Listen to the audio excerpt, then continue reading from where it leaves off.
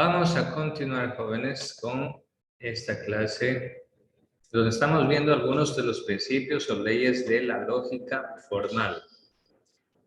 Vamos a ver ahora el principio, la ley de no contradicción.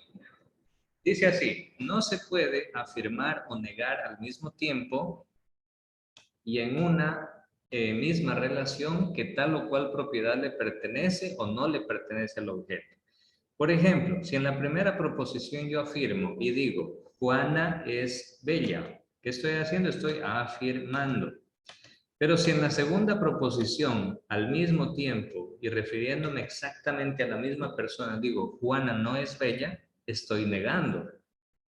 Entonces, en el pensamiento es imposible la contradicción, es decir, no puede ser posible que una persona sea bella y no bella al mismo tiempo.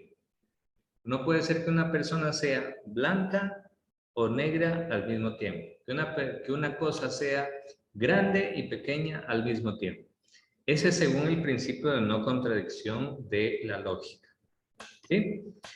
Entonces recuerden, ese se llama principio de no contradicción. Ahora, observen ustedes, jóvenes, este cuadro de oposición de los juicios. En el parcial pasado nosotros ya vimos los distintos tipos de juicios. Universal afirmativo, por ejemplo. Todos los hombres son felices. Eso es universal afirmativo. Es contrario a decir ningún hombre es feliz.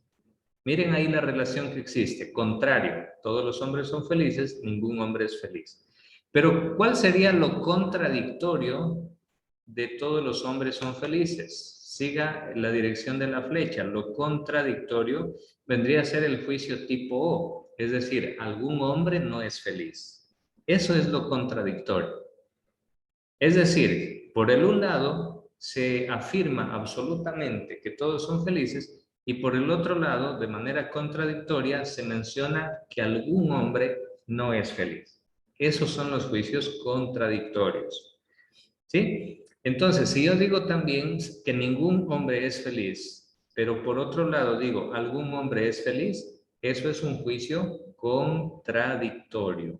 Lo contradictorio niega alguna parte y a la vez afirma una parte de ese juicio. ¿Sí? Luego tenemos los subcontrarios. Por ejemplo, si yo digo algún hombre es feliz, eso es subcontrario de algún hombre no es feliz. Y también tenemos los juicios subalternos. Si yo digo ningún hombre es feliz y digo algún hombre no es feliz. Porque estoy negando en ambos casos, pero en el primero lo hago de forma universal diciendo ningún hombre es feliz y en el segundo lo hago de forma particular, algún hombre no es feliz. Estos son los juicios subalternos, ¿sí? Entonces recuerden estas diferentes categorías o criterios de los juicios de oposición: contrarios, contradictorios y subalternos. Listo. Por ejemplo, si yo digo, escriba todos los juicios contradictorios de, a ver, observen bien esta tabla de aquí. A es contradictorio del tipo O y E es contradictorio de I, como I es de E, viceversa, ¿no? Entonces vamos a ver qué es lo que nos dice en el siguiente taller. Escriba los juicios contradictorios de todas las plantas son seres vivos. Esto es un juicio de tipo A. ¿Cuál era lo contradictorio de A? Era el juicio tipo O. Entonces, si digo todas las plantas son seres vivos, ¿yo qué tendría que escribir aquí para hacerlo contradictorio? Tendría que poner algunas plantas no son seres vivos. Y de esa manera ya lo hago contradictorio, siguiendo el cuadro el cuadro de oposición de los juicios. Vamos a ver otro. Y así este de aquí se convierte en un juicio tipo O. Como este de acá es un juicio tipo A en cambio. ¿Listo? Ahora vamos acá. Si yo digo todos los peces viven en el agua. A ver, vamos a pedirle a Santiago Pérez, ¿cómo quedaría el juicio contradictorio de todos los peces viven en el agua?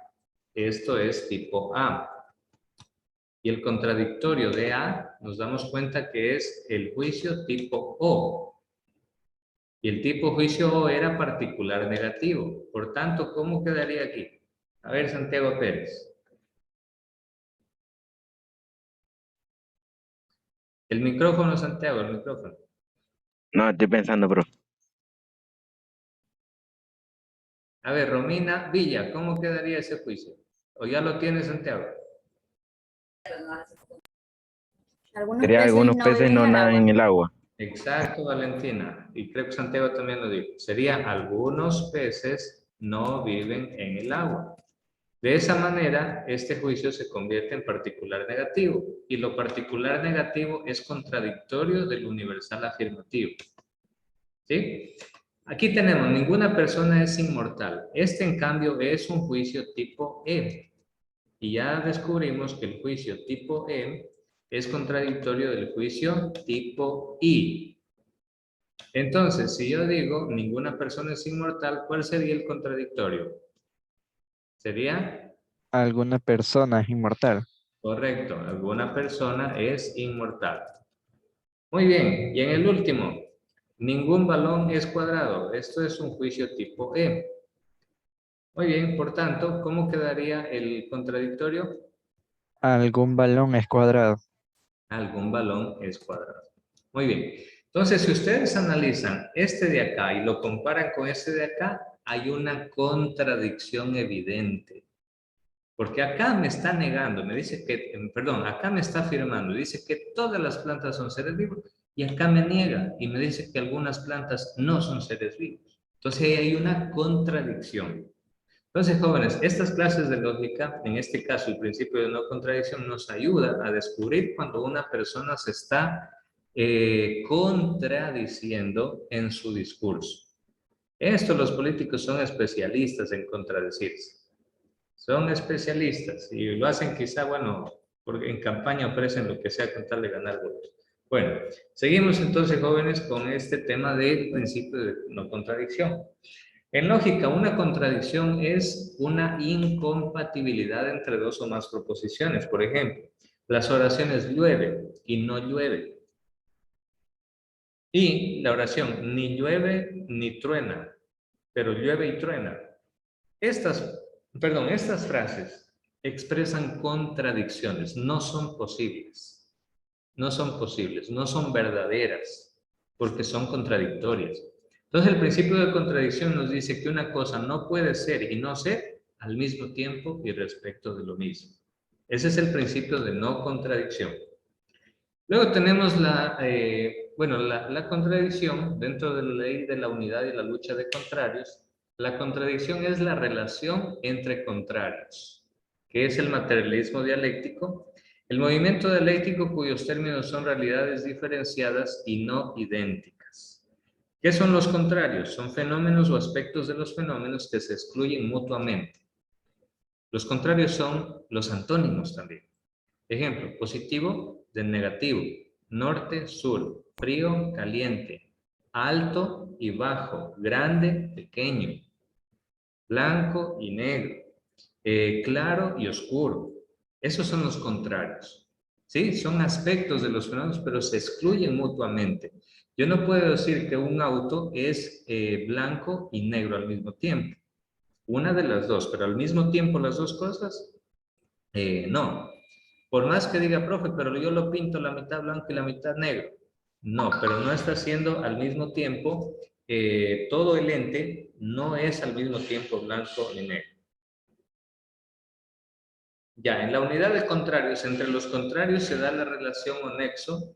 Los contrarios coexisten en una constante lucha, roces, choques, discrepancias. Esto en el sentido ya más dialéctico, más filosófico. Por ejemplo, el átomo tiene partículas negativas, está cargado con partículas negativas llamados electrones y también partículas positivas llamados positrones o protones, ¿no? Y luego el capitalismo. En el capitalismo también hay esa lucha de contrarios entre la burguesía y el proletariado, esa lucha entre los ricos y los pobres. A pesar de que son contrarios, coexisten. Hay una unidad entre las dos categorías. ¿O acaso dentro de la misma ciudad no viven ricos y pobres? Sí. ¿Dentro de un mismo país, acaso no viven ricos y pobres? Pues sí, sí los hay. ¿Acaso no hay burgueses y proletarios? Pues sí, sí los hay. Entonces, a eso se refiere la unidad de contrarios, que a pesar de esa lucha constante, ese roce constante entre ambas categorías, sin embargo, coexisten en cierta unidad. Muy bien, vamos a seguir un poquito más. Donde quiera que choquen los contrarios, producen tendencias, corrientes, fuerzas opuestas. Es la contradicción la que genera el movimiento, el desarrollo. De hecho, bueno, eso lo dice Carlos Marx también, la lucha de contrarios es como el motor de la historia también. Porque cuando se rebelan los obreros contra los burgueses, es ahí donde se producen conquistas laborales. Es ahí donde se producen nuevos logros para que beneficien a los obreros. Por ejemplo, el día de mañana va a haber una lucha de estas contradicciones internas aquí en el país. A ver, ¿quién sabe lo que va a suceder mañana, lo que se ha convocado para mañana? El paro nacional. Correcto. ¿Quiénes nomás están involucrados ahí?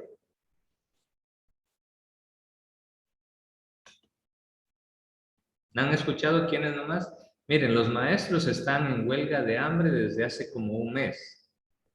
Siguiente medida que adoptaron fue desangrarse, como medida de llamar la atención al gobierno para que les atienda, que haga algo, pero el gobierno ni fu ni fa. Después comenzaron a cerrar carreteras y el gobierno ni fu ni fa. Entonces ahora, para mañana, han convocado a un paro nacional y a muchas más organizaciones sociales y obreras. Mañana vamos a ver esa lucha de contrarios. ¿Entre quiénes? Entre el gobierno, en una esquina del ring, el gobierno, que sobre todo en este caso el banquero Lazo es representante de los intereses de los ricos, de los banqueros, de la clase financiera y de élite del Ecuador, y por el otro lado en las calles van a estar los indígenas, van a estar los maestros en la otra esquina del ring. Mañana va a haber una lucha de contrarios. ¿Sí? Vamos a ver quién saldrá ganando. ¿Qué opina usted, José Luis? ¿Quién va a salir ganando mañana en el paro? ¿El gobierno o será que las clases que van a salir a protestar? El gobierno, ¿Por qué? ¿Por qué lo dice que el gobierno? porque tendrían más poder ante un pueblo, ¿Y a través de quién ejercen ese poder, esa mano dura, esa autoridad, ese castigo, esa violencia? ¿A través de quién lo hacen? de las fuerzas como la policía o los militares.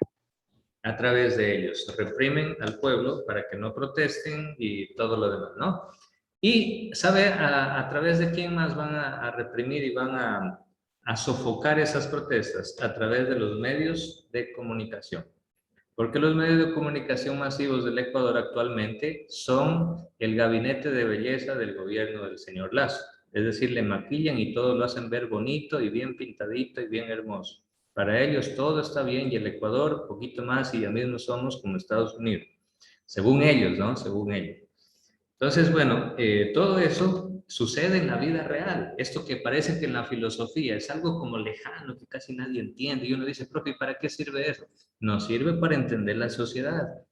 En la sociedad existe una lucha de contrarios. Dentro de usted existe una lucha de contrarios. ¿Sabe cuándo existe esa lucha de contrarios? Cuando usted tiene que hacer una tarea, presentar, estudiar para una lección, para un examen, y al mismo tiempo tiene una pereza de abrir ese cuaderno o de abrir la computadora y ponerse a leer. Ahí hay una lucha de contrarios entre la responsabilidad y la pereza y las ganas de dormir. Hay una lucha de contrarios dentro de usted. Por eso fíjense, desde Heráclito, pasando por muchos otros filósofos, llegando hasta Marx y bueno, en adelante, pues esa lucha de contrarios se dice que es el motor de la historia, lo que produce los cambios. Entonces, las contradicciones pueden ser contradicciones internas y contradicciones externas. ¿Sí? Muy bien. En cuanto a las contradicciones internas, son las que existen dentro del objeto y son determinantes. La materia, la cohesión, la dispersión, la respiración, como la aspiración y exhalación. Ahí hay un movimiento contrario.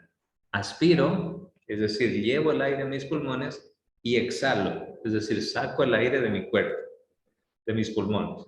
Entonces, ahí hay un movimiento interno, una lucha de contrario o una contradicción.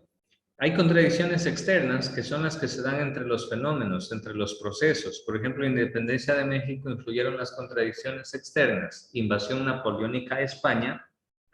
Eso hizo que España se debilite y por eso acá en América, desde México y los demás países latinoamericanos, aprovecharon ese momento de debilidad de España para comenzar las guerras de independencia. Y así se logró independizar América de España, del Imperio Español en ese tiempo.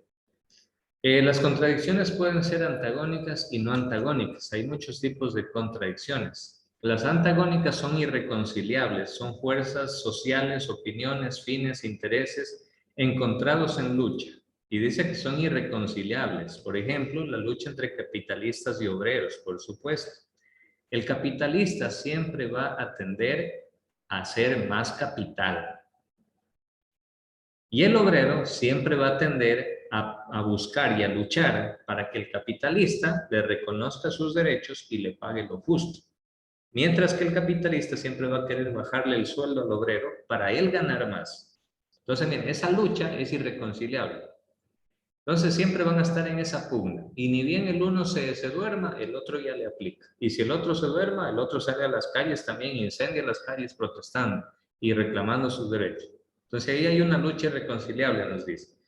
La lucha entre nacionalistas iraquíes y las fuerzas invasoras norteamericanas es otra lucha irreconciliable también. A propósito de esto, jóvenes, Estados Unidos ya se retiró, con esto termino, se retiró de Afganistán después de 20 años de guerra en contra de los talibanes en ese país. Muchos analistas creen que una vez más Estados Unidos perdió la guerra. Y de hecho, jóvenes, tan solo el día de ayer los talibanes se apoderaron de 2 de las principales ciudades. En 24 horas se apoderaron de 2 de las principales ciudades de Afganistán. ¿Qué quiere decir eso? Que fracasó la invasión militar de Estados Unidos y ahorita Afganistán es un país que arde en guerra. Es un país que se va a derramar sangre de una manera impresionante ahí, con la retirada de las tropas estadounidenses. Todo eso se ha generado en Afganistán. Entonces, esa lucha irreconciliable entre el pueblo de Afganistán, entre los talibanes y los norteamericanos, es una lucha de contrarios totalmente irreconciliable. Bueno, jóvenes, aquí terminamos y bueno, el día viernes vamos a culminar este tema y sobre todo vamos a hacer algunos ejercicios interesantes sobre este tema de la contradicción y de las paradojas. ¿Listo? Bueno, cuídense, jóvenes, nos vemos el viernes. No falten el viernes porque vamos a hacer 2 actividades. 10 y 10, 20 puntos, no falten. Cuídense, jóvenes, pasen bien.